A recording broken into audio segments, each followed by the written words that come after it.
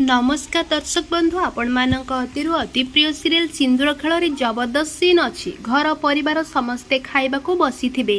राघव तांको भाई को पचारिबे आओ भाई कौन चिंता कल। तापरे राघव कहबे आज भी मो निष्पत्ति सेई एका राजन आम घर आम बिजनेस को मु केबे भी बांटिबा को देबिनी। तापरे राजन एडवोकेट को कॉल करी कहबे एडवोकेट मिस्टर दास एक्चुअली मो बड़ भाई माने राघव पट्टनायक ना रे मो बिजनेस रु मो भाग हड़प करबा अभियोग रे नोटिस करबा को चाहूची। भाई एबे कोर्ट ही कहबो जे आम प्रॉपर्टी रो भाग बंटा हबो ना नहीं।